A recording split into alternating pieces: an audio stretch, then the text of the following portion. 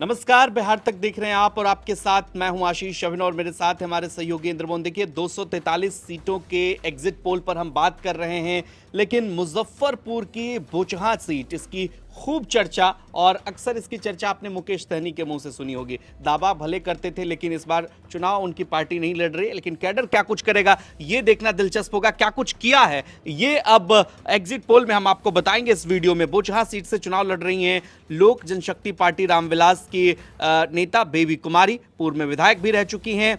अमर Paswan RJD के यहां पर विधायक रह चुके हैं भी वर्तमान में, और चूंकि 2020 का चुनाव उन्होंने बाद में जो उपचुनाव हुआ था वो यहां पर वो जीते थे। मुसाफिर पासवान जो है उनके निधन के बाद ये सीट खाली हुई थी। उमेश रजक यहां से जनसुराज के टिकट पर चुनाव लड़ रहे हैं। अब एग्जिट पोल में समझते हैं दो नेताओं के बीच तो मुकाबला दिलचस्प है। बेबी कुमारी जो कि लोक जनशक्ति पार्टी रामविलास के टिकट पर चुनाव लड़ रही हैं, पूर्व में विधायक भी रह चुकी हैं और रमई राम की बेटी भी हैं।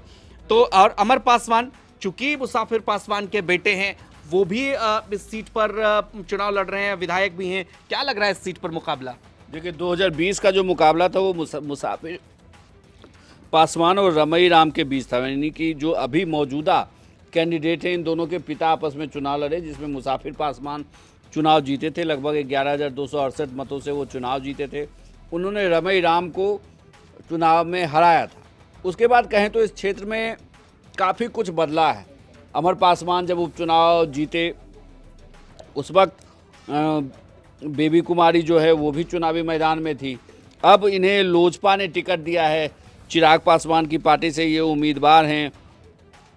लेकिन एक दिलचस्प बात ये है कि जो बोचहा में चुनाव हुआ है, इसमें आप देखिए जो उमेश रजक हैं, ये एक बड़ा डिसाइडिंग फैक्टर। देखिए वहाँ उस पूरी सीट पे लड़ाई पिछड़ा अति पिछड़ों के बीच की ही है कि ये कैसे सीट निकलेगी। लेकिन बोचहा को लेकर आपको एक बात और बताऊं कि वीआईपी पार्टी हमेशा से ये चाहती रही कि ये सीट उसके पास आए, लेकिन ये सीट उनके खाते में गई ही नहीं। और इस बार उस तरीके से मल्लाहों का वोट अगर उनको ट्रांसफ़र नहीं हुआ है अमर पासवान को, तो ये मुश्किल हो सकती है।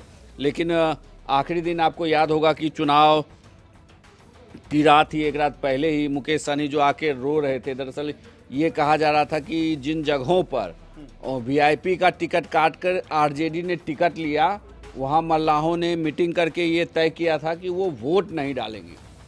तो ये एक बड़ी मुश्किल हो गई थी। लेकिन उसके बाद जब उनका वीडियो आया है तो ये कहा जा रहा है कि चुनाव संभाल लिया गया है। और बिहार तक का एग्जिट पोल ये कहता है कि बोचहा की सीट से आरजेडी के अमर पासवान चुनाव जीत सकते हैं और यहाँ पर चिराग की पार्टी को नुकसान है। जनसुराज एक खास जाति के वोट में सेंध लगा के साइड हो रही है, लेकिन अमर पासवान ही बोचहा की सीट से चुनाव जीतेंगे, जो बिहार तक का एग्जिट पोल कहता है। यानी कि जो 2020 में जो दो पिता के बीच में संघर्ष था, वो अब उनके बच्चों के बीच का संघर्ष है।